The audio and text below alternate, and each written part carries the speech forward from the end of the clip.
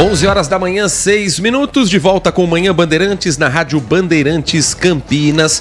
A Câmara dos Deputados aprovou um projeto para tornar crime a criação e divulgação de fotos ou vídeos de nudez e conteúdo sexual de uma pessoa, seja homem ou mulher, utilizando inteligência artificial. Esse mesmo projeto, já aprovado numa votação simbólica na Câmara, endurece a pena para a divulgação de imagens íntimas sem autorização. Para virar lei, ainda tem que passar pelo Senado Federal. Nós vamos entender um pouco mais sobre essa aprovação e sobre a mudança da lei que está caminhando e que deve ser também aprovada no Senado, com o Dr. Matheus Falivene, advogado criminalista, nosso convidado aqui no Manhã Bandeirantes. Dr. Matheus, um bom dia para o senhor, muito obrigado por atender o nosso convite. Bom dia a todos. Eu que agradeço a oportunidade de conversar com você e com toda a audiência. O que prevê essa lei e de que maneira ela chega para proteger pessoas, muitas das vezes mulheres, que hoje se sentem absolutamente expostas nas redes sociais, mesmo quando ela não se expõe por conta da manipulação da imagem por inteligência artificial?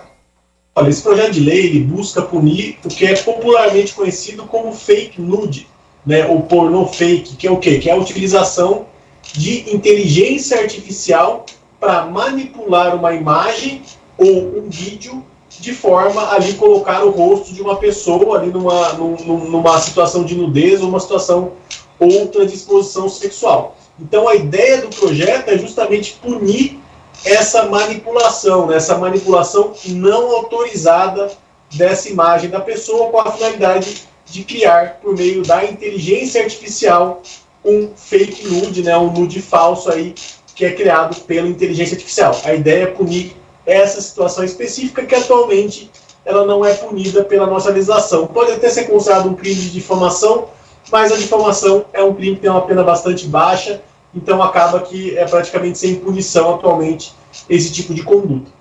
A pena prevista nesse novo projeto de lei é de 1 a 4 anos de detenção, ou seja, a pessoa pode pagar uma fiança, responder em liberdade.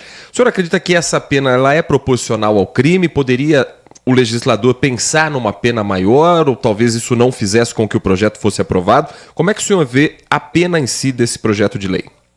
Olha, a pena está adequada com relação a outros crimes também contra a dignidade sexual, como, por exemplo, a importunação sexual. Então, pensando aí numa sistemática penal, né, no sistema penal, essa pena é adequada para o que dispõe o nosso sistema penal. A gente tem que lembrar, né, e tem uma questão toda que é debatida nesse projeto, que não é de fato uma imagem daquela pessoa pelada. A gente já tem esse crime de divulgação não autorizada de imagem, né, de uma imagem de fato, de uma imagem real da pessoa quando não é autorizada, e a pena de utilização desse fake é proporcional a esse outro crime previsto no artigo 208C do Código Penal. Então tem uma proporção. Então, a meu ver, essa pena ela está adequada, inclusive porque tem uma causa de aumento de pena que vai ser prevista também, caso aprovada essa lei, de 50%, dependendo da 50% da pena, né, dependendo da forma de que foi obtida essa imagem. A lei anterior, que ganhou o nome de Lei Carolina Dickmann em 2011 por conta do vazamento de algumas fotos íntimas da atriz, que foi chantageada ao deixar um computador ali para o concerto, ela já completa mais de 10 anos. Ela foi aprovada em 2012. O senhor entende que houve um avanço nesses últimos anos quanto à punição de pessoas que fazem esse tipo de ataque cibernético, doutor? Houve sim um avanço, né, não só na punição, mas também na investigação. Essa lei Carolina Dickmann, ela foi de fato a primeira, ela criou o artigo 154A do Código Penal, que pune a violação de dispositivo informático, que era justamente o caso ali que houve na Carolina Dickmann, que foi o quê? O indivíduo invadiu, né, quebrou a senha do celular, acessou aquelas imagens e acabou divulgando. Então o que se punia ali, o que se pune ali na verdade, é o acesso. Agora o que o legislador vai fazer é punir a divulgação, né? Nesse caso, divulgação de um fake, né? De uma imagem que é criada por inteligência artificial. Não aquela pessoa de fato, não aquela pessoa nua de fato, ou numa situação íntima, é uma imagem criada, é como se fosse uma imagem artística, né? Digamos assim, e vai haver a punição em cima disso, porque é utilizado o rosto de uma pessoa real, né? A imagem de uma pessoa real, para em cima criar essa situação. Então sim, eu entendo que houve um avanço, não só por causa da Lei Carolina Dickmann, mas como também depois a promulgação dos artigos 218b e c do Código Penal, que punem divulgação aí de cenas de sexo, cenas de estupro, cenas de nudez sem autorização. Isso já foi um passo importante para a punição desses crimes digitais. E agora essa questão do fake nude, que também é muito importante, porque realmente a gente não tem punição atualmente na nossa legislação para tal fato. Nós estamos conversando no Manhã Bandeirantes com o doutor Matheus Falivene, advogado criminalista, a respeito da aprovação na Câmara dos Deputados de um projeto para tornar crime a criação de divulgação de fotos ou vídeos de nudez e conteúdo sexual de uma pessoa utilizando inteligência artificial. Doutor Matheus, enquanto a lei não é ainda analisada pelo Senado e eventualmente aprovada, qual é a orientação a quem for vítima de um deepfake, de um fake nude, de uma exposição, mesmo de uma foto real? Qual é o caminho legal para essa pessoa buscar os seus direitos na justiça?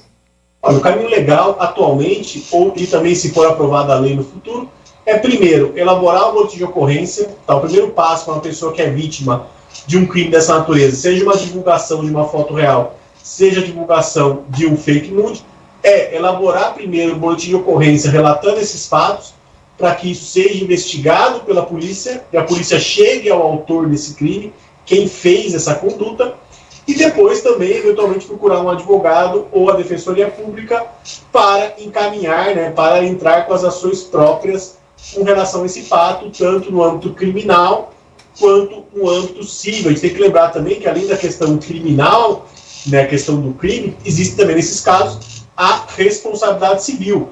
Quem divulga uma foto sem autorização ou quem cria um fake nude sem autorização responde também no âmbito civil, sendo obrigado a indenizar a pessoa que foi vítima dessa conduta.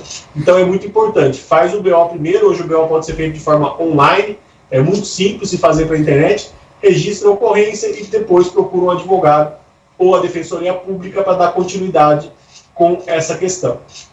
Doutor Matheus Falivene, muito obrigado pela sua atenção com o ouvinte da Rádio Bandeirantes. Um ótimo dia de trabalho para o senhor e para toda a sua equipe. Eu que agradeço, um ótimo dia a todos. Bom, para esse projeto virar lei, ainda falta o Senado Federal votar.